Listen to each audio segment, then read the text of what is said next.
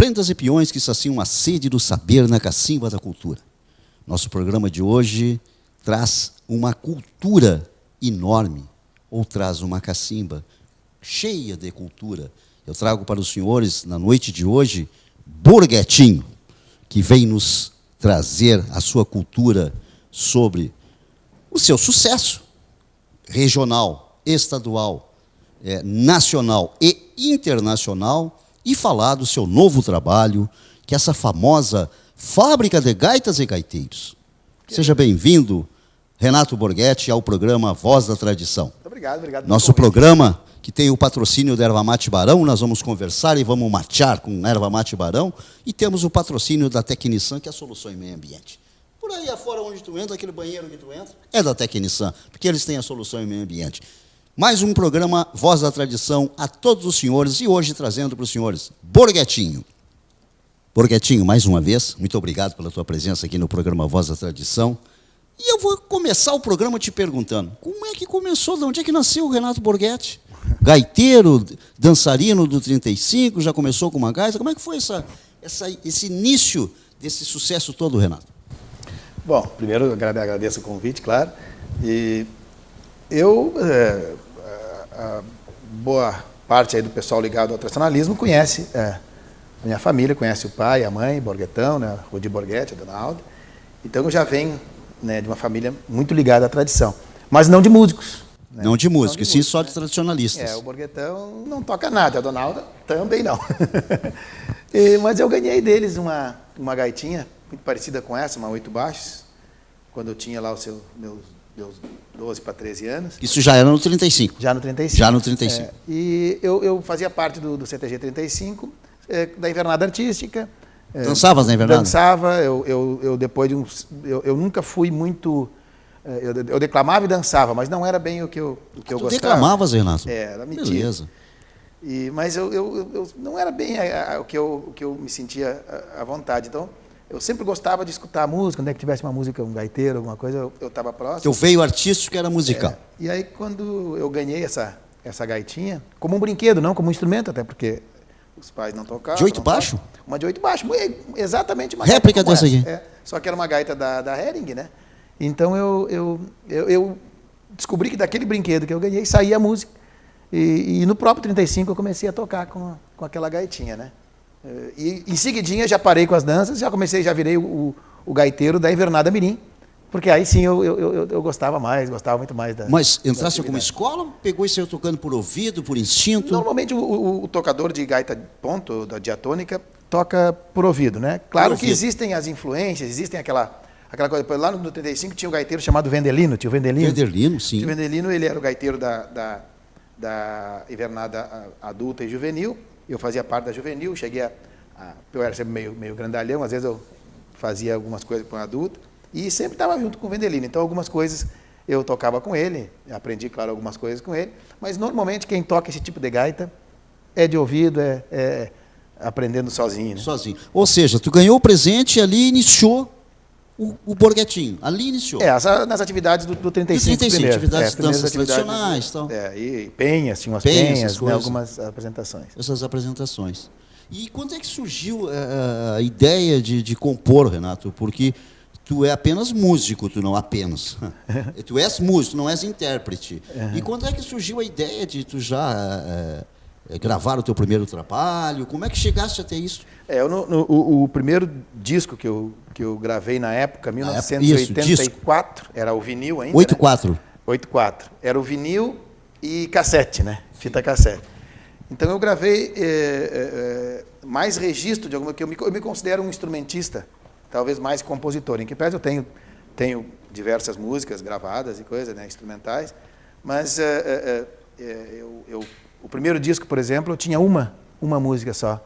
Uma música para composição própria. Chegasse a gravar um disco com uma música. Não com uma música própria. As outras todas regravações de outros artistas, de outros compositores. Todas instrumentais. Todas instrumentais.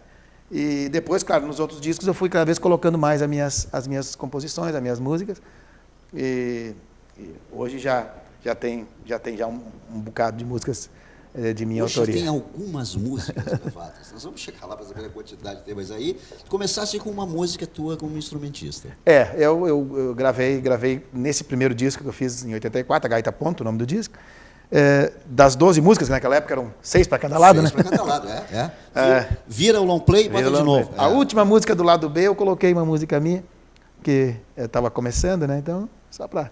Mas aquele disco ainda é um disco que eu tenho muito carinho, porque ele foi gravado todo ele independente, numa época que o trabalho independente não era tão fácil como é hoje. Fácil. Não existe essa facilidade da gravação dos recursos técnicos. Antigamente tudo dependia de um estúdio. E muito bem equipado. Em Porto Alegre existiam 2. Somente 2 estúdios. E eles quase sempre nas mãos das gravadoras muito fortes na época. Então a gente conseguia aqueles horáriozinhos da madrugada, às 3 da manhã, Sim, 4 da manhã. Então, Renato Borghetti ninguém conhecia, não tinha nome, não tinha... Comecei a gravar independente esse trabalho. Claro que depois, quando ficou pronto, toda a parte de gravação, mixagem, depois a gente fez a capa. Me lembro que a capa, a gente fez o pagamento com um Jeep lá fora, que tinha velho atirado. Pagaste a capa do teu primeiro disco com um Jeep? Com um Jeep, pro Tude Munhoz e pro Juarez. Ele voltou dirigindo o pagamento. Foi lá buscar o Jeep. Foi lá na faxina em Viamão na época. E aí, quando o disco ia ser lançado... E o Borghetão apostando em ti? O Borghetão sempre apoiando, sem dúvida alguma. Sempre apoiando. Ainda hoje. E aí, nesse mesmo período, estava sendo lançado um selo ligado à Som Livre com a RBS Discos. Então, a distribuição desse trabalho foi por esse selo. Mas toda a gravação eu fiz de forma independente. A gravação, a capa, o produto pronto. Independente. Pô, não era fácil. Hoje é até mais fácil, mas naquela época... Hoje se grava em casa, né? Sim, hoje tu grava em casa. Edita, tu mesmo grava, tu mesmo edita e a informática se encarrega. Como a nossa TV Tradição aí, que o nosso slogan é a cultura gaúcha para todo mundo ver, e é uma grande verdade, o mundo inteiro vê. Assiste o nosso programa e assiste o Borghetinho no mundo inteiro. Pode divulgar, porque o mundo inteiro vai assistir. A informação está rápida hoje, né? A informação hoje é muito rápida, né? A gente conversa um assunto aqui, em 6 segundos o mundo inteiro está sabendo. Então, exatamente. Isso tem uma vantagem, né, Renato? Tem as vantagens. Eu vejo muito mais vantagens. Existem também os riscos, né? Claro. Mas claro que eu vejo muito mais vantagem. Mas os riscos estão na cabeça daqueles que são levianos. Então, como usar a informática que nós temos hoje para o bem comum, ela é maravilhosa. Claro que sim, é uma ferramenta maravilhosa. Renato, fez teu primeiro trabalho e algum sucesso? Como é que foi o retorno disso? Esse primeiro disco foi, na época, surpreendeu a vendagem, né, claro. Foi o primeiro disco de ouro da música instrumental brasileira, né? Da música instrumental. Tinha mais alguém que... Tu disse que tu colocou uma música instrumental tua? Quem mais? Diversos. A mais famosa, a Milonga para as Missões, Gilberto Monteiro. Eu gravei dos Serranos, eu tinha a Mercedita, que é argentino, eu gravei a Mercedita e Quilômetro 11. Então, músicas bem conhecidas, variadas, e uma composição minha nesse meu primeiro disco, né? Nesse primeiro disco. E ainda hoje é um disco que eu tenho muito carinho. Eu depois disso já gravei no total 31. 31 discos? 31, depois passou para o CD, né? Depois o DVD, né? O formato, né? Então, no somatório de todos os inéditos, tu tem 31 trabalhos realizados. Cada música, 31 filhos. Verdade. Diz que todo o artista, quando grava um CD, grava um disco, ele tem um filho a mais que cuida com todo carinho. Então, tu tem 31 discos. 31. Quantos anos de carreira, Renato? Esse disco foi gravado em 84, de carreira fonográfica nós vamos a 30, né? 30 anos. Mas aí, claro que eu tocava antes. Claro. Então, acho que no geral vai dar uns 35 anos. 35 anos. Renato, já falamos do teu início de trabalho e tal. Mas tu conseguiu fazer... o Borghetinho ficou conhecido aqui no Rio Grande, aonde? Nos CTGs, nos clubes, onde mais contratavam ou chamavam um Borghetinho para apresentar o seu trabalho? Na realidade, na fase do CTG, ninguém contratava, né? Porque o CTG, ninguém contratava. O CTG é aquela forma que a gente tocava de forma espontânea. Então a gente fazia, e é bonito, esse é um lado bonito que eu vejo também dos CTGs, dessa forma assim, de todo mundo se ajudar. Eu acho muito legal. Eu realmente comecei a trabalhar profissionalmente com a música quando começaram os festivais de música. Então eu toquei em 79. Em 79 eu trabalhei eu fiz a Nona Califórnia da canção uruguaiana. E a partir daí sim, comecei a participar de todos os festivais, bem dizer, naquele período, sempre a convite de um cantor ou de outro, né? Porque normalmente eram os cantores, né? E aí tu acompanhava, aí eu acompanhava com o instrumental. E até que em 84 eu fiz o meu primeiro disco. Mas ainda, quando eu fiz, eu não tinha um trabalho próprio. Como eu falei, eu não tinha um grupo. Eu não gravei o primeiro disco pensando assim, agora eu vou fazer um sucesso. Sim, agora vou. Disco. Quando eu gravei o disco funcionou, deu certo. Eu não tinha uma banda, não tinha um grupo que acompanhasse. Era o Borghettini e a sua gaita. Eu segui tocando. Naquela época eu tocava muito na noite com o Neto Fagundes, então a gente seguiu mais ou menos a estrutura de dupla, com um ou que outro músico acompanhando junto. E foi até a hora que realmente a carreira exigiu assim de montar um trabalho instrumental sério. Projetos, Não começaram as viagens longas, então daí eu precisei, né? E fora do Rio Grande, tu lembra quando é que tu foi convidado para tocar fora do Rio Grande? Foi também nesse festival? Foi em seguida. Eu me lembro que a primeira vez que eu saí, a primeira vez que eu andei de avião, foi junto com o Paixão Cortes, com os Serranos, e um grupo de danças que o Paixão, ele que coordenava, e eu me lembro que eu toquei junto, o conjunto de base era o Serranos, então foi no Rio de Janeiro. Tu acompanhou o Serranos? Foi no Rio de Janeiro, então foi a primeira vez que eu toquei. Isso faz 30 e alguns anos, né? Meu Deus. Então, acompanhando Serranos e Paixão Cortes, tocou fora do Rio Grande. Acho que Tropeiros, uma coisa assim. Que era eu lembro o nome também. Grupo de dança. Mas o grupo era Tropeiros. Eu acho que era Grupo Tropeiros. de danças Tropeiros. Eu acho que isso sim. mesmo. Grupo de dança Tropeiros do Paixão Cortes. Esse era o grupo. E os Serranos tocavam para eles? O Serranos naquele primeiro evento, pelo menos, a música era lá e eu fiz uma participação. Tu fez uma participação com eles. Exato. Que maravilha. Foi a primeira vez que eu saí do Rio Grande do Sul para fazer algum trabalho fora. Algum trabalho fora. E aí tu começou a fazer mais sucesso lá fora do que aqui? Eu nunca tenho essa relação, porque primeiro porque eu prefiro tocar aqui. Sim. Aqui é muito mais... Sente-se em casa. Em casa fica tudo mais fácil. Eu acho só que, a partir desse disco que eu falei, apareceram convites para tocar no Brasil todo e fora, então a gente acaba viajando. Pelo projeto de trabalho, tu não podia recuar nenhum convite. Então na média, se for colocar tudo, claro que eu acho que eu ainda toco mais aqui do que fora, em relação a um local ou outro. Claro que se for somar todos os locais do fora do Rio Grande do Sul, claro que tem mais shows fora, mas o lugar que eu individualmente que eu toco mais é aqui. Antes de nós falarmos do sucesso internacional, eu lembro que eu assisti na RBS TV, viajando pela Itália, a família Borghetti, e viajando e conhecendo a família que tu encontrou lá na Itália, né? Isso. São Borghetti italianos. Borghetti italianos. Parte de mãe, eu sou Becker, né, alemão, mas encontramos lá os italianos, fabricam vinho bom. Fabricam vinho, são perigo. Eu cheguei a acompanhar alguns episódios, que foi vários episódios, né, documentários e tal, foram vários desses, cheguei a acompanhar. Chegaste a tocar bastante lá também? Ou foi mais só para conhecer mesmo? Eu viajo para o exterior, assim, com a música, já há bastante tempo. As primeiras vão em 80 e um pouquinho, já na década de 80 eu já fazia, mas shows pontuais. Eu, a partir do ano 2000, que eu comecei a fazer realmente um trabalho com frequência na Europa.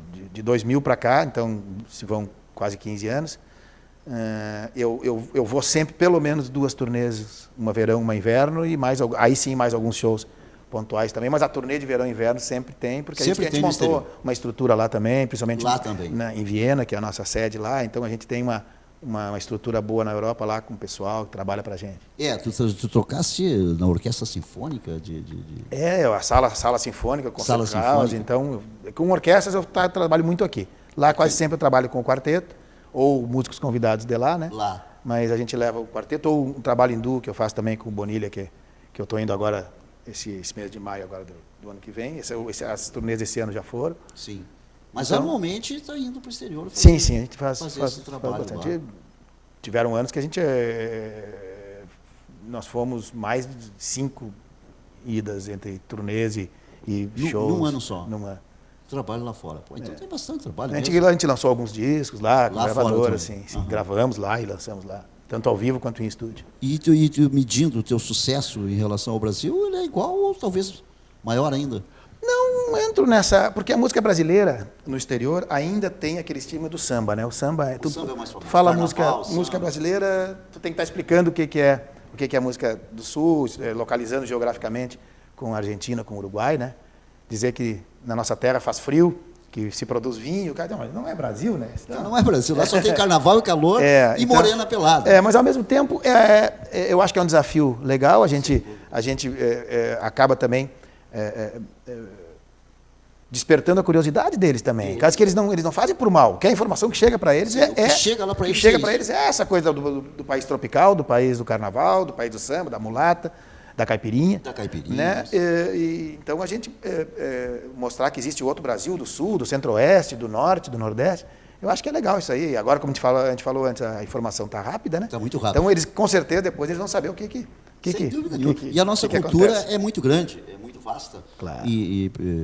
Tendo em vista o número de centros de tradições que nós temos no mundo inteiro, espalhados, centros de tradições. E o que facilita também, nesse caso, puxando a brasa um pouquinho para o meu assado, é o instrumento que eu toco, né? Que é a gaita. Sem dúvida nenhuma. A gaita chegou ao Brasil pelas mãos da imigração, principalmente italiana e alemã, né? Então, o que eu estou fazendo agora é só devolvendo ela. Cento e tantos anos depois, com esse aculturamento, essa aculturação que veio do contato com o Brasil, né? Que maravilha, que sucesso. Os nossos telespectadores da TV Tradição, tu ligou agora, não está sabendo quem nós estamos falando? Estamos falando com o Borghettino. O Borghettino, esse instrumentista renomado no mundo inteiro, mundialmente. Mas, Borghettino, e a família? Muitos filhos, poucos filhos? Eu cheguei à conclusão que tem duas coisas. O Borghettão tem dois, três. O pai dois meninos. Mas os meninos ficou por conta dele, tá? Dois meninos. Eu sempre digo que tem duas coisas que eu sei que prestam, que eu sei fazer mesmo. Que é filho e tocar gaita, porque eu estou com 5 já. Até na gravação aqui me acompanha o Pedro, meu filho. 5 filhos. E eu sei de uma filha tua que é arquiteta, e depois eu te digo de onde é que é a minha fonte de pesquisa, que projetou o Teatro Santa Casa, é isso? Ela ajudou no escritório, né? No escritório dela, que fez toda a reforma e o espaço cultural da Santa Casa. Tu sabe que eu não fiquei mais surpreso quando eu ouvi, porque eu estava gravando o programa com o Borghettão, e ele falou nessa neta com tanto orgulho, e aí eu ia perguntando, mas o Borghettino tem filha dessa idade? Eu não pude fazer isso no ar, né, Renato? Mas assim, eu faço. Eu tenho pequeno, médio e grande, eu tenho. Não, mas aí dizer, orgulho da minha neta, que é projeto da Santa Casa e tal, e aí eu ia retrucar ele no sentido de. Ela fez um projeto também lá da fábrica de gaiteiros na Barra, é o projeto dela todo. Tem a Kátia, eu tenho uma mais velha que a Emily, a Kátia, ela faz educação, já é formada em educação física também. Trabalha ali na Sojipa, a Emily, depois vai baixando o Pedro, que está aqui. O Pedro veio nos acompanhar aqui.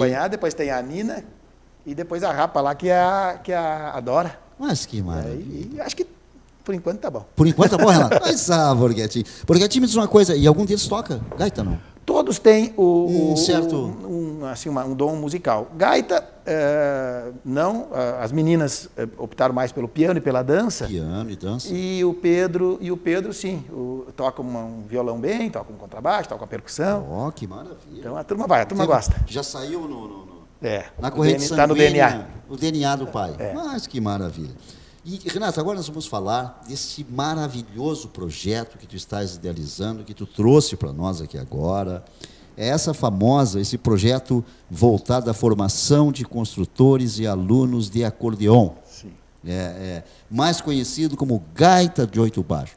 Como é que despertou isso em ti, Renato Borghetti? Bueno. Agora não perguntei para o Borghettino, perguntei para o Renato Borghetti, porque eu sei do que ele vai falar, então, como é que despertou isso em ti? Dessa fábrica, dessa escola, como é que despertou isso no Borghettino? Não, o negócio é que, quando eu comecei a tocar, como eu falei, meus pais me deram uma gaita de presente, existiam fábricas ainda, existia a própria Erg, que é a que eu ganhei, existia em Caxias a Universal, em Bento a Scala, a Todeskine já havia queimado, e algumas outras fabriquetas que ainda mantinham a atividade. Em questão de 4, 5 anos, todas, sem exceção, pararam. Não tinha mais fábrica de gaita? Ou mudaram para outro ramo, principalmente o ramo moveleiro, né, que lida também com madeira e coisa, ou faliram mesmo, ou pararam as atividades. Então, o que aconteceu? Aconteceu que coincidiu também com a entrada do instrumento importado. Então, a pessoa que quisesse ou tocar, ou que um filho ou uma filha quisesse tocar tocar gaita, precisava usar do instrumento importado, que já chegava aqui o instrumento importado, sim. Mas um instrumento muito caro, normalmente muito caro, ainda hoje. Ou um instrumento reformado, um instrumento usado, mas também muito caro. Também o acordeon, em relação a instrumentos mais populares, não é um instrumento muito barato. Então, eu vi que existia a necessidade de pelo menos, retomar essa fabricação. A vocação que o gaúcho tem, porque a maioria das fábricas que existiam eram no Rio Grande do Sul. Então, eu busquei as pessoas que ainda tinham essa cultura, sabiam alguma coisa, principalmente a linguaíba, o Tadeu, que é um mestre luthier, que conserta e repara, mas também tem a arte de fabricar, tem o conhecimento, nos passou toda essa sabedoria dele, e começamos errando, acertando, fazer primeiro essa gaita, a gaita de 8 baixos. Essa foi a confecção lá da fábrica. Essa confecção já lá de lá, e a gente está agora, essa 8 baixos, a gente já tem noção que nós fabricamos um bom instrumento.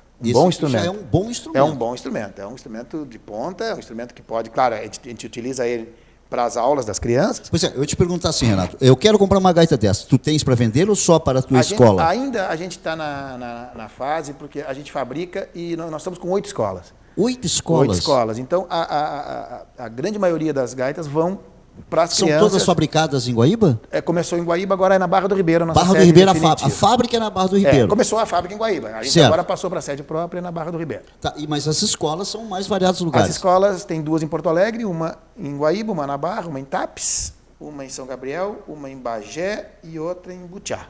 Em Butiá. Então a gente tem... E tu administra todas elas, Renato? Claro, tem que estar sempre na volta. Sim, cada escola tem o seu professor. Né? Tem o seu professor. Cada escola tem o seu professor. Porque as aulas são individuais, então precisa ter esse acompanhamento de perto. E o que acontece nesse processo?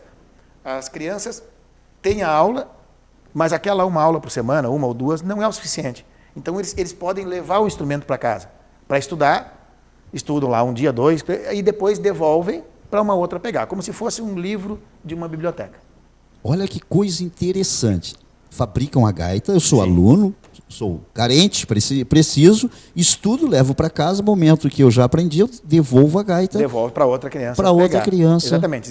As gaitas, todas elas, estão sempre na mão de crianças em casa. Usando e aprendendo. E sempre 2 em cada escola para o momento da aula. Né?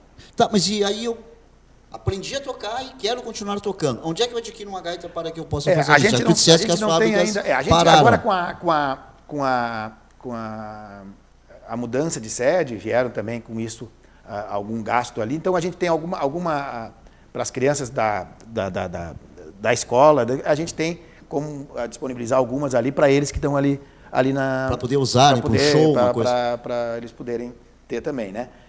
Mas...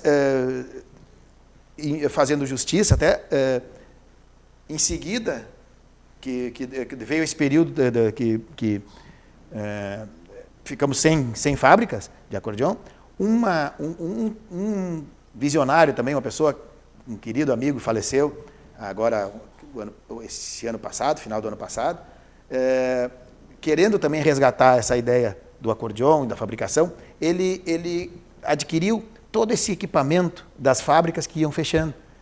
E montou, ele foi adquirindo. E montou em Santa Rosa, primeiro um acordeão chamado Danielson, depois aí não funcionou. Danielson. Depois, 8 baixo também? Aí com toda a linha. Com toda a linha. Sim. Aí depois Sapporo, e agora eles mantêm a atividade com o nome Minuano. Então existe uma gaita nova, 0, para quem quiser adquirir, e gaúcha, que é o acordeão Minuano. Que é o acordeão Minuano e a gaúcha. E muito bom, tu para de ir. E essa aqui, a marca que tem? Borghettino? Essa aqui é a Borghettino, essa aqui a gente fabrica lá para as crianças lá. Essa aqui, porque depois nós vamos pedir para ele provar para nós que a gaita é boa. Vamos ver se ele vai saber tocar nessa gaita, mas a conversa é muito boa, Renato. Esse trabalho, Renato, isso aí são apenas para crianças carentes, outros tem crianças que têm condições, podem participar? Existe o critério principal. Tem algumas... O critério principal... Tem algumas exigências. A exigência principal, que esteja cursando a escola normal. Então, isso é fundamental, que esteja matriculado. Tem que estar matriculado, tem que estar estudando. Segunda, a gente tem a idade, de 7 a 15 anos. Então, 7 a 15 anos. E o terceiro é o interesse. O interesse, não, a gente não tem, pode chegar a criança carente, pode chegar a criança que tem condições, mas não tem um instrumento. Sim. Então, a gente trabalha com o interesse da criança. Até porque música, independente de ser gaita ou acordeão, é que nem ginástica. Até tu monta uma turma de ginástica, boa parte vão para experimentar, ver como é que é, depois vão saindo, vão ficando, até que se forma um grupo. Então, a gente aprendeu que a gente tem um limite de vagas, sempre tem fila, né? Sempre tem fila de espera? Sempre tem fila, tem sempre pelo menos o dobro do que nós comportamos. Mas a gente sabe também que criança tem aquela coisa da curiosidade, depois fica um tempinho, não é bem isso, então até que se monta o grupo. Então sempre vai acontecendo de alguns vão até um certo ponto, param ou se desinteressam, até que se monta, desistem. Que monta um grupo mais fechado e que no decorrer também vão ou pela idade, vão abrindo vagas para Vão abrindo vagas. Renato, e essa percepção dessa veia artística, quem faz essa triagem? É tu mesmo, teus professores? Não, é como eu falei, é pelo interesse. Pelo interesse. E uma coisa que acontece, sabe por que a gente não tem essa... Todos aprendem. Todos aprendem. Claro que quem tem essa veia artística, como tu falaste, aprende mais rápido.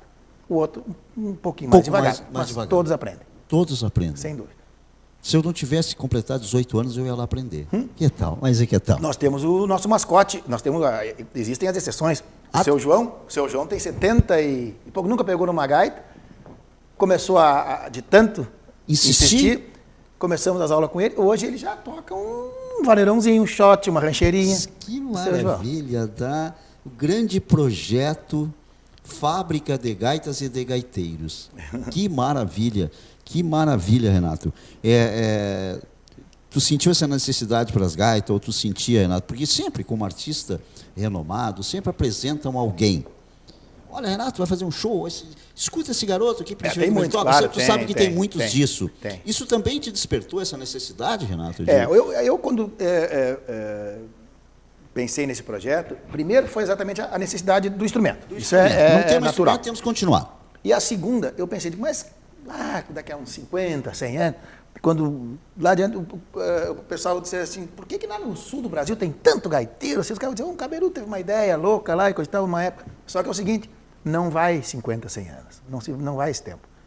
O projeto tem 4 anos, nós já temos uma gurizada tocando, nós temos... Tem quantidade de alunos, mais ou menos, aproximadamente? Nós estamos em 200 e alguns. E tem mais 200 e alguns querendo entrar. Querendo entrar, sim, todas. Para tocar gaita. E tem alguns que gaita de 8 baixos. Tem uns que já trabalham, eu vou dar como um instrutores. Exemplo, como o Volmir Martins, sim. Tem um gaiteiro de apianado, que acompanha ele há bastante tempo. Perfeito. E o Roger hoje componente fixo do grupo do Volmir, tocando a gaitinha de 8 baixos, a gaitinha ponta. Mas que maravilha. Muito bem. Não, o nosso Enarte, tu conhece, o nosso telespectador também conhece, normalmente os grupos, quando pegam um gaiteiro de gaita de 8 baixo, que foi campeão do Enarte ou foi vice-campeão do Enarte, que já está no grupo, já está contratado por um grupo, e grupo de nome renomado. O próprio Serranos busca, o próprio Monarca busca, claro. Próprios eles buscam. Mas essa ideia de poder fazer esse trabalho, de não deixar morrer. Na verdade, lá no teu interior, tu sabe, não, tu não está deixando morrer só a fábrica de gaitas. Isso é uma fábrica de gaiteiros também. A gente tem também na parte da construção, sempre eu faço junto ao CIE, Centro Integrado Escola-Empresa, porque daí na parte de fabricação tem essa coisa também de serra, tem alguma coisa perigosa que para as crianças é um pouco... tem que ter um certo cuidado. Mas a gente sempre tem jovens aprendendo também a fabricação. É claro que aprendem a fabricar também. Mas é claro que não nessa claro, não usar o material 100%. Não nessa escala também que tem os alunos, que a ideia principal é o músico, o gaiteiro, né? Mas tem sempre jovens que estão aprendendo também como é que se faz um fole, como é que se monta uma afinação, como é que se faz a estrutura da gaita toda. A gente evita um pouco a marcenaria exatamente por causa da parte de serras Tá, mas eu já vou começar perguntando pela a que tu evita. Que madeira é essa aqui? Essa madeira, por incrível que pareça, é um eucalipto. Eucalipto. É um eucalipto, mas é um eucalipto trabalhado. Especial. É um eucalipto chamado Liptus, e que eu pensei num certo momento que a variedade é que dava o diferencial, mas não é. Ele é um eucalipto que tem um processo de secagem em estufas computadorizado. Eles desestabilizam a fibra e estabilizam de novo de forma que ela não trabalhe mais. Porque o eucalipto fica estabilizada. O eucalipto é uma madeira que a gente conhece muito aqui no Rio Grande do Sul como madeira que ela racha muito, ela é muito boa para cerca, para um galpão rústico, alguma coisa. Mas para um instrumento assim com um certo cuidado. Isso aqui é um eucalipto. É um eucalipto. Então a gente conseguiu esse eucalipto chamado Liptus. Liptus. É porque existe uma história disso aí, porque nós ali a fábrica começou em Guaíba, e a gente tem propriedade na Barra do Ribeiro, onde é que é a nossa sede agora. E vizinhos nossos ali é essa empresa a Celulose Rio Grandense, antiga Aracruz. E como uma empresa grande, empresa da região, a gente foi solicitar o apoio e tal. E eu não sei se para me dispensar ou o que é. Eles assim, olha, se fizerem de eucalipto, a gente pode pensar. Eu disse, mas de eucalipto não vai dar, né? Sim, tu sabia que rachava e tal. Aí eu fui atrás e achei esse Liptus. Liptus. E aí então... E é nosso aqui do Rio Grande. Fabriquei uma gaita de eucalipto e digo, tá aqui a gaita. Tá, muito boa, mas isso é eucalipto. Aí então... Aí tu provou para isso. E até hoje eles são nossos grandes são parceiros. Tem mais algum parceiro, Renato, que te ajudam nesse trabalho? Como é que é a despesa dessa escola? Existe. É porque cada escola tem uma realidade. As prefeituras, por exemplo, TAPES, Bagé, São Gabriel e Butiá, existe o apoio da prefeitura. O apoio, o que é? É o local e o professor. Essa coisa. A gente entra com aprendizado. Tu tem uma parceria com as prefeituras, com o local e o professor. Na Barra do Ribeiro e em Guaíba, é a gente mesmo que faz o aporte, a gente mesmo que organiza via o instituto. A gente criou um instituto para isso. Sim.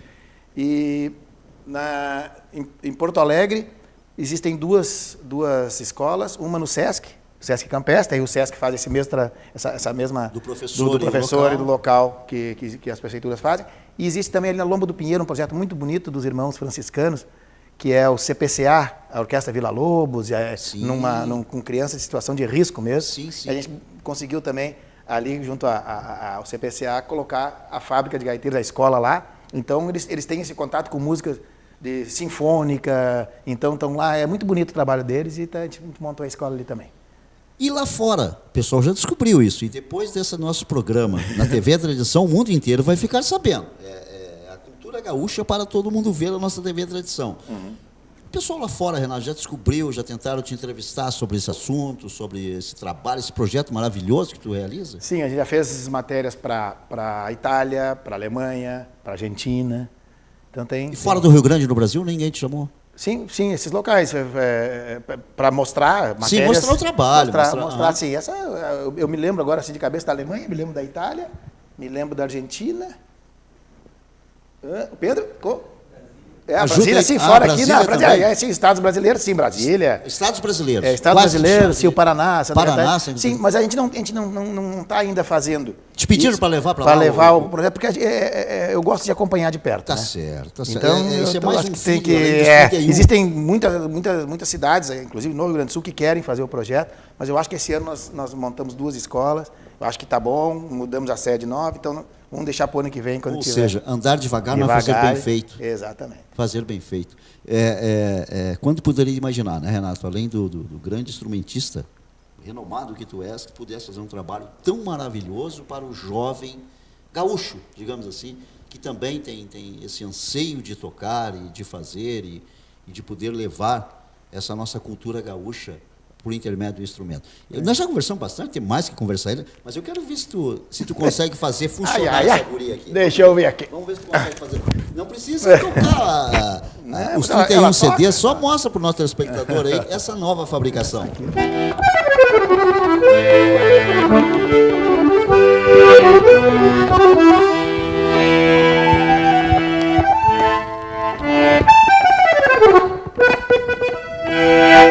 Ela é boa de som.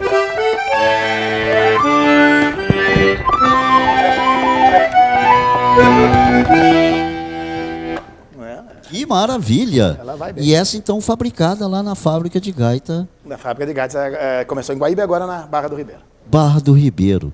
E a fábrica é só ali com vocês? Então só manda para os locais São Gabriel, Os outros lugares, a TAPS também... Sim, a gente fabrica e na manda, marra e manda para eles lá. E manda para eles lá. Dependendo da quantidade de criança, a gente manda mais algum, mas o suficiente para que exista esse rodízio. E além, Renato, além desse apoio das prefeituras que tu tem com o local e o professor, tem mais algum apoio financeiro? Ou só vocês? O nosso grande apoiador e parceiro é a Celulose Rio-Grandense, né? A Celulose Rio-Grandense. Nesses 4 anos, é o grande parceiro. E aí, esses locais pontuais que eles apoiam dessa forma. Mas essas escolas, na realidade, são beneficentes? Tem algum custo, Renato? Não, que quem pode paga? As aulas são gratuitas. E são gratuitas, São gratuitas. As gaitas vão também gratuitamente para a mão das crianças. É essa a ideia, que não se tenha custo nenhum. Mas que trabalho maravilhoso, que coisa linda. Por isso que eu perguntei, Renato, se lá fora alguém já tinha solicitado isso. Porque o Rio Grande do Sul é pioneiro em tudo, né? Tem mais CTGs fora do Rio Grande que dentro do Rio Grande, né? No Brasil afora. E esse trabalho também é um trabalho pioneiro, feito pelo Borghettini. Porque a gente está aprendendo, por isso que a gente não quer crescer tão rápido e daqui a pouco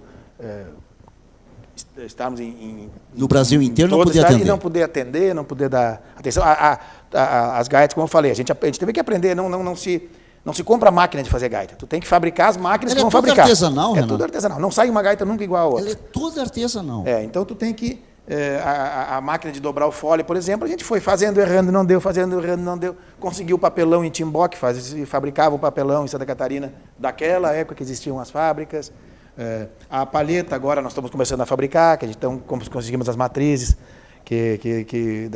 conseguiu o aço de novo, conseguiu o alumínio de novo. Então, tudo a máquina de solda, que as máquinas são muito grandes, a gente tem que soldar arame, que é pequeno. Então, a máquina de solda menor que a gente encontrou, solda vergalhão para fazer prédio. Puxa. Então, a gente teve que fabricar uma máquina de solda para poder fazer a solda que a gente precisa aqui, que é muito delicada. O maquinário, vocês começaram a criar o maquinário. A gente ainda estamos criando. Né? A gente ainda está inventando as coisas para poder fabricar. Para fabricar uma gaita igual a essa, Renato, o custo é muito alto? Eu nunca fiz esse cálculo, por quê? Por 2 motivos. A gente está nesse processo ainda de autossuficiência, no sentido de fabricar todas as peças. A gente está fabricando todas as peças, à exceção do plástico, por exemplo, que injetado a gente não trabalha, mas o resto a gente mesmo que faz. Então, o que acontece? A gente está ainda arrumando as matrizes, fazendo matriz de tudo. Então, a gente perde muito mais tempo nisso do que fabricando a própria gaita. Então, a gente fabrica o necessário para a estrutura do projeto. Então, a gente não tem essa pressa, o projeto não tem ansiedade. Não tem ansiedade. Não. Tem, claro, óbvio que tudo que tu fez sempre estourou e fez sucesso. A prova disso aí também, na fábrica de gaita e de gaiteiros. Mas tu estás preparado para amanhã ou depois tu ter uma fábrica de gaitas para fornecer para o Brasil inteiro ou para o mundo inteiro? Não. Não tem essa projeção futura. Projeção futura. Eu estou preparado para a fábrica de gaiteiros. A ideia é exatamente essa. ter gaiteiros. Quanto mais gaiteiros, melhor. Se eu precisar fazer mais gaita, fizemos. E hoje tu não tem essa intenção de não, eu quero fazer uma fábrica de gaitas que vai me sustentar. Não. Até porque a gente não tem essa estrutura. E não tem essa ideia. Nós montamos o Instituto, que se prevê no Estatuto a comercialização de alguma gaita somente para custear a estrutura das escolas e da fábrica. Então, se ocorrer uma situação dessa, é porque temos, espero que ocorra, porque teremos muitas escolas e muitos alunos. Então, perfeito. Então, se isso ocorrer, é um bom sinal. Claro, então assim, o sucesso, a quantidade de fabricação de gaitas vai depender da quantidade de alunos que tiver nas escolas. Exatamente. Então, se tiver algum outro município, Renato, que está nos assistindo, descobriu isso e quer contratar o Borghettini para levar. Há condições, digamos que lá, Bagé, Bagé já tem. Alegrete ficou com ciúme e quer fazer. Aí entra em contato contigo. Aí tu o pessoal tem entrado. A gente tem diversas cidades que já entraram. Já pediram? Como eu falei, a gente tem consciência, até porque eu também tenho a minha atividade de viagens. Sim, tu não pode abandonar o sucesso do Borghettini. De estar acompanhando tudo de perto e tá junto. Então, a gente vai, como diz, para a Serra, piano. Piano. Piano. Vamos devagarzinho para fazer bem feito. Piano. Já sabe como é que é. Mas a gente não tem dúvida, o Borghettini, do sucesso que é isso, essa fábrica de gaitas e de gaiteiros. Porque um projeto como esse, sabendo da carência que nós temos no Rio Grande do Sul, e muitas vezes as pessoas, nosso poder aquisitivo não é tão grande assim, e de grandes talentos surgem de onde a gente menos espera, né? Sim. Tu ganhou uma gaitinha de presente e hoje tu és o Borghettini conhecido mundialmente. Sabe lá quantos outros não irão aparecer da tua mão, dessa tua iniciativa. Essa é a ideia de dar pelo menos as crianças, as pessoas terem acesso ao instrumento, até para chegar e dizer, olha, não é isso. Eu não quero. Não é a música que eu gosto, não é o instrumento que eu gosto, mas pelo menos conhecerem. Eu acho que é essa a filosofia e a ideia do projeto. Filosofia. Que maravilha. Mas tem alguém já que já iniciou na tua escola e já está fazendo sucesso? Claro, citei agora o Roger, citei a turma de Guaíba. O Roger que toca com o Vomir? Com o Vomir. A turma de Guaíba começou primeiro. Primeiro. Tem a turma Primeira escola Butiá e Bagé, foi esse ano que começou. Mas já assisti a primeira audição da turma de Bagé, lá com o professor Augusto, mas emocionante, tocando muito bem. E Butiá começou com Se consegue emocionar o Borghettini, é porque tocam mesmo. Tocam bonito, tocam bem mesmo, e não eu acho muito legal do projeto é o seguinte, eu acho que todo projeto que propõe inclusão social é meritório, acho que é importante, mas existem projetos muito ligados ao esporte, principalmente os ligados ao futebol, que os pais se envolvem, mas se envolvem com a criança, principalmente não para aquela coisa saudável de vou botar o meu filho a correr, suar, jogar uma bolinha para criar o espírito de coletividade, essa coisa toda. Não. Pensando naquele piá, lá num time grande, já ganhando um dinheiro para... Lá no Barcelona, no Real Madrid, no Bayern de Munique. Quer dizer, aquele ambiente que a criança acaba convivendo não é um ambiente saudável, é um ambiente competitivo. A relação, a cobrança com os pais não é legal, e a gente sabe que é uma minoria que consegue isso. São poucos os craques. Pouquíssimos. Sim, qual for o segmento. O que acontece num projeto como esse? A família também se envolve muito, só que não imaginando o piá fazer sucesso e já entrar num conjunto, fazer show. Não, é para tocar para a família, tocar no churrasco. O simples fato da criança tocar num ambiente de amigos e família e parentes já é uma coisa que serve, entende? Então, isso que eu acho bonito. Primeiro que todos, como eu falei, todos aprendem. Todos aprendem. Demora um pouquinho mais, demora um pouquinho menos, mas todos aprendem. E a família se envolve de forma saudável, de forma bonita, não com aquele cifrão pensando em ganhar um dinheiro com a... Excelente comparação que tu fez. Coloca num time de futebol, tem que despontar, tem que ser melhor que os outros, tem que superar os outros. Escolinha de futebol agora, sem exceção, todas elas é só para fabricar craque. Só craque. Fabricar craque. Não é para... Na minha época, a escolinha de futebol era para jogar uma bolinha, não, correr, suar. Se corresse bastante, estava contratado, se soubesse bater mais ou menos na bola. Hoje não, hoje tem que fazer tudo e muito bem feito. Então, e a gaita já não é bem diferente. É mais uma parte cultural e com benefício maravilhoso. E mantendo uma característica do Rio Grande do Sul, né? A gaita entrou na cultura gaúcha, no bom sentido, bagunçando tudo, né? Bagunçando? Quer dizer, o Paixão Cortes que fala, né? É um divisor de águas, né? É um divisor de águas a chegada da gaita. Tirava as músicas do piano para puxar na gaita. E das rabecas, dos violões, aí quando entrou a gaita, tanto que hoje é um instrumento símbolo do Estado, né? É símbolo do Estado. Então é um instrumento que realmente veio para ficar na música gaúcha, então a gente tem que conhecer cada vez mais. Certo. Mas, Renato, uma coisa, tu trocou algum outro tipo de instrumento, além da gaita de 8 baixo, não? Que dê para mostrar, não. Só fora das câmeras? Não, nunca te interessou assim? Não. Sempre quis mais? Normalmente quem toca esse tipo de gaita diatônica, principalmente a 8 baixos, acaba utilizando ela como um instrumento de iniciação e partindo para um instrumento com mais recurso, porque é um instrumento limitado, né? A 8 baixos. O instrumento diatônico é um instrumento por natureza, por fabricação mais limitado. Porque o que é um acordeão diatônico? Escala diatônica. Não tem o cromatismo, não tem todas as notas. Eu sempre dou uma explicação tosca, sim, mas que não é o correto, mas para o leigo entender. É um piano ou uma gaita piano só com as notas brancas, sem as pretas. Entende? Isso é uma gaita ponto, uma gaita diatônica. Escala diatônica, também não é a correta, bem certinho, mas dá para dó, ré, mi, fá, sol, lá, si, dó. Entende? Não porque do Mi pro Fá tem um meio tomzinho, mas toscamente dá para entender assim também, sabe? Então é uma gaita que, por mais que se toque, ela vai te impor um limite. O limite da escala Da própria gaita. Da própria gaita. Então,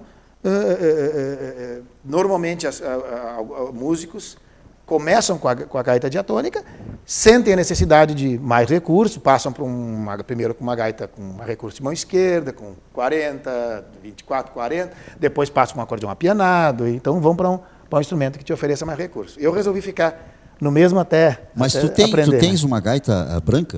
Branca ou é...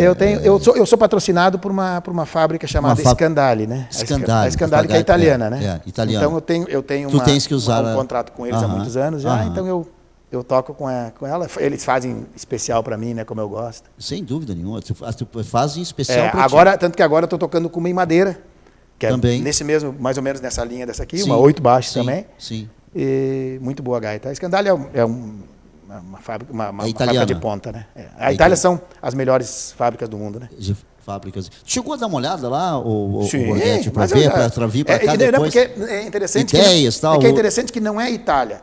Quase toda se concentra numa pequena cidade da Itália chamada Castelfidardo, que é próximo a Ancona, ali norte da Itália, e ali 99% das fábricas, fábricas de componentes, de peças, tudo ali em Castelfidardo. Eu já toquei diversas vezes lá. Então conheço todos os fabricantes, todos as pessoas envolvidas, o pessoal do museu. Então, a gente vai lá, toma uns vinhos, então dá tudo certo. Que maravilha. Aí toca como se estivesse brincando no quintal de casa. Sem dúvida. Para avaliar. O privilegiado são eles, porque no show estoura o sucesso. Imagina tocar descontraído tomando um vinho, ainda agora fica mais. Mas tem muito acordeonista gaúcho e brasileiro que já são bem conhecidos lá em Castelfidardo, porque o músico busca lá, realmente, lá é a meca do acordeão, né? Então o Oscar dos Reis, o Oswaldinho do acordeão, o próprio Dominguinhos não ia para lá, porque o Dominguinhos não andava de avião. Ele falecido agora, esse ano que passou, né? Isso.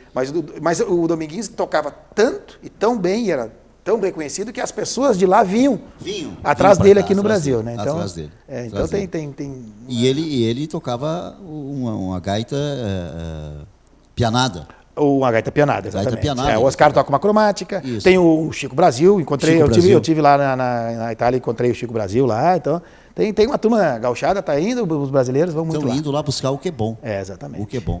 O Renato, falando do teu sucesso agora, tu tem flauta que ele toca contigo? Eu tenho o Pedrinho, eu tenho um quarteto que me acompanha, se for somar, uns 30 anos também, que é o Pedro Figueiredo, sax e flauta. Pedro Figueiredo.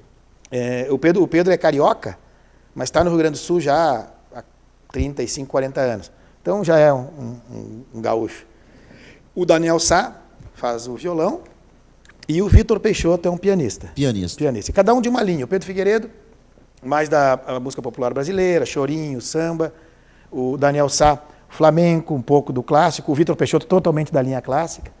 Então, e eu da música regional, então acho que é isso aí que também cria uma sonoridade diferente. Diferente. Eu assisti num show teu, eu fiquei prestando atenção na flauta e na tua gaita. Era lindo de assistir e de ouvir, porque a sincronia do som era algo que chamava a atenção. Em 30 anos a gente tem que tocar meio sincronizado. Não, mas já faz tempo que eu vi esse show, então não é nem falando em 30 anos, mas eu digo... Não, mas se fora a brincadeira, a gente acaba também criando essa intimidade musical, que a gente só no olhar, assim, a gente já sabe o que vai fazer, não vai tocar. Se improvisa sem falar nada. E nas tuas criações, o que te inspira para criar uma música instrumental nova? Bom, eu trabalho muito mais na pressão do que naquela... como falei no início... Você já tem 31 trabalhos. Eu me considero muito mais um instrumentista do que um compositor. Mas eu componho, tem diversas músicas no disco. Quando tenho que fazer o disco, aí eu vou principalmente lá para Barra do Ribeiro, me enfurno lá e dali que saio... E pega a gaitinha saio do trabalho, fico começando ali a montar alguma coisa. Quando eu vou batizar as músicas, normalmente são temas ligados à região ali, ou... Como eu falei, eu tenho muito filho, então eu boto o nome dos filhos também. Tem o Pedro no Sapato, tem o Emily, tem a Nina, que é Ninando. Então eu vou... Tu vai usando o nome. Eu vou usando o nome, então... E assim tu vai compondo. E tem algum trabalho novo para ser jogado aí ao público, não? Esse ano tá pronto agora o disco com a orquestra de câmara Unicinos Anchieta. Está gravado, mixado e pronto. A gente lança agora em novembro, no teatro esse novo, que a Emily lá da Santa Casa, esse espaço cultural novo. Então a gente... O lançamento vai ser lá. O lançamento vai ser lá agora, primeira quinzena de novembro. E está pronto também um DVD junto com o Yamandu, que a gente faz diversos shows juntos, e agora a gente registrou com imagem, né? Com DVD. Está pronto junto. Também, já está mixado. É teu primeiro DVD? Não, eu tenho 3. 3 DVDs? Eu tenho 3 DVDs de quarteto, né? E agora esse com o Yamandu. Com o Yamandu. Belo trabalho. Então será lançado agora em novembro. Esse é o novembro com a orquestra. O do Yamandu ainda a parte de áudio está pronta. Falta só a parte de vídeo, que é um pouco mais demorada. Está pronto, está gravado já. Só que isso como é uma área que eu não domino muito, né? A parte de som a gente vai para o estúdio e deixa pronto. Mas a parte de vídeo a gente tem que esperar um pouquinho mais. Esperar um pouquinho para ter mais paciência. E programar e tudo mais. Renato, e essa estampa do Borghettino? Como é que tu criou isso? Tu foi deixando, Eu não criei. Foi acontecendo. Segundo a mãe e o pai, foi acontecendo. Para cortar cabelo sempre foi uma briga. Então deixa o cabelo. Deixa assim. Porque hoje é uma imagem. Tu fala em Borghettino, a gente vê a imagem, a característica. Assim como a gente fala no Borghetão, ele entra nos locais, chegou o seu Rodi Borghetti. Tem uma estampa. É uma estampa dele, uma performance autêntica. Eu acho que o mais importante é isso, tanto seja lá de quem for, se tu, como tu disseste, como é que foi criada essa imagem? Se tu cria uma imagem, se tu pensa... Que não é tua. Aí isso não funciona. Acho que tudo que se faz tem que ser espontâneo, tem que ser natural, para que soe verdadeiro, né? Soe verdadeiro. E falando no Borghetti, sou Borghetão, já fizemos um programa com ele aqui e falamos muito nele. O Renato Borghetti se apresenta no exterior, com a sua bombacha, sempre piochado, e um detalhe, alpargata. Sempre alpargata e piochado. Boina ou chapéu do Borghettinho. Eu não faço questão, como eu falei, que os músicos atuem dessa mesma forma, porque, como eu falei, o Pedro é carioca. O Daniel vem da formação flamenca e clássico, o Vitor clássico. Se eu fosse colocar uma bombacha só para... ficaria até meio caricato, não teria porquê. Estaria usando porque tu pediu. E eles estão fazendo música gaúcha tanto quanto qualquer grupo tradicionalíssimo. Quer dizer, a gente tem consciência da origem da nossa música. Então, só que eu, como venho de uma formação no tradicionalismo, por família e por gosto, acho que eu procuro transmitir o sentimento que eu tenho pela nossa história, pela nossa cultura, pela minha terra, através da minha música. Então, eu faço isso também de forma espontânea, piochado. Piochado, não, tranquilo, tu leva a nossa cultura além do sucesso musical, como instrumentista, levando a nossa estampa, o chimarrãozinho, sempre acompanhando o Borghettinho por onde ele andar. Até o chimarrão, a gente viaja já há muitos anos. E aí o pessoal pergunta, mas e como é que no exterior, e o pessoal não incomoda? A gente não sabe, porque a gente sempre leva na bagagem, sem problema nenhum, sempre o pacote de erva fechado, código de barras e tudo. Sim, pra, claro, se há alguma coisa, mas na realidade nunca tivemos problema, porque nunca nos perguntaram. Tu nunca foi barrado. Mas eu tenho certeza que a gente sempre leva uma foto do Borghetão entregando uma cuia do chimarrão pro Papa, quando o Papa João Paulo II veio para cá. Se é alfândega te prender só, eu sou filho desse aqui, ó. E olha aqui, ó, e o Papa tomou. Agora o novo Papa toma direto, né? Mas foi pro Papa João Paulo II. João Paulo II, Borghetão entregando a cuida. É isso aqui, ó. Então, isso aqui, o chimarrão é isso aqui e tal. Saudável. Saudável, muito saudável, diga-se de passagem. O Renato, o nosso programa, quando é gostoso, é assim, passa muito rápido, nós já estamos já no arremate final desse programa, nós teremos muito mais para falar. O que mais que tu tens a nos contar da tua fábrica de gaita e gaiteiros que eu não tenha te perguntado, Renato? Que tu queira falar dessa escola maravilhosa.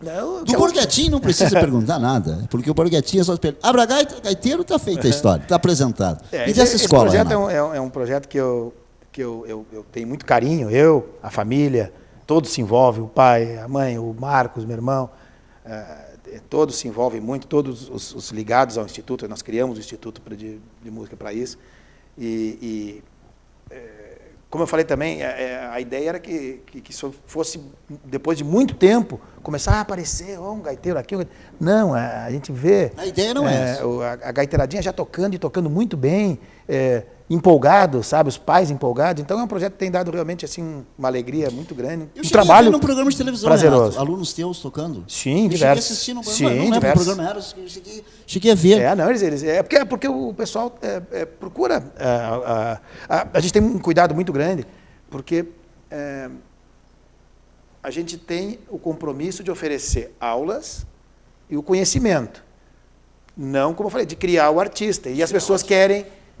Das vezes, quero um show com os gaiteiristas, mas eles não têm show. Tu não prepara um show com isso, tu prepara os gaiteiros. Então eles tocam, daí se eles vão fazer, eles se montam, se reúnem, fazem alguma apresentaçãozinha, que é bom, eles gostam, isso até incentiva, mas a gente tem que lembrar que são crianças, né? Eles têm, então vão brincar, e de vez em quando toca uma gaita, e bem, então isso que é legal. Eu cheguei a assistir um grupo de alunos teus, acho que eram 4 ou 5 alunos, tinha uma menina que tocava muito bem. Tem muita menina tocando. Tinha uma menina que tocava, e tocava muito a menina. E não lembro como é que era a gaita, eu estava assistindo. Nós criamos umas gaitinhas menorzinhas, um pouco de 4 baixos para as menorzinhas, para poder não ser tão pesado. Não ser tão pesado. Até isso se preocupa. Prendas e peões que saciam a sede do saber na Cacimba da Cultura. O programa de hoje foi uma cacimba com muita cultura. Nós conversamos com o Borghettino, que falou do seu sucesso, falou pouco, porque todo o mundo inteiro conhece o sucesso do Borghettino, mas falou de um sucesso que está realizando agora. Há quantos anos, Renato, você começou essa escola? Eu me esqueci de perguntar 4 isso. anos. 4 anos. Começou um projeto voltado à formação de construtores, de alunos de acordeon. Eles fabricam as gaitas, tocam as gaitas, formando gaiteiros, a gaita de 8 baixos. E nós conversamos com o Borghettino, o Renato Borghetti, e eu agradeço a audiência dos senhores. Nosso programa tem o patrocínio da Tecnisan Solução em Meio Ambiente e da Erva Mate Barão, onde nós ficamos aqui mateando. Não sobrou muito tempo para nós matear, porque a conversa estava muito boa, mas nós vamos continuar mateando aqui fora do ar. Mas para encerrar o programa de hoje, eu quero te agradecer, Renato. Prazer, todas essas tuas andanças pelo mundo inteiro, quando eu te contatei, imediatamente tu ficou à disposição para vir gravar conosco no programa Voz da Tradição. Eu agradeço em nome dos nossos telespectadores. Nossos telespectadores, Renato, é o mundo inteiro. Então tu pode ligar para os teus amigos, olha, acesse a TV Tradição, que tu vai ver o programa de entrevista que eu fiz, lá na Voz da Tradição, Guilherme Malta. Renato, muito obrigado. Mas eu vou pedir para tu encerrar o programa de hoje. Escolhe uma dos teus 31 trabalhos para encerrar o nosso programa de hoje.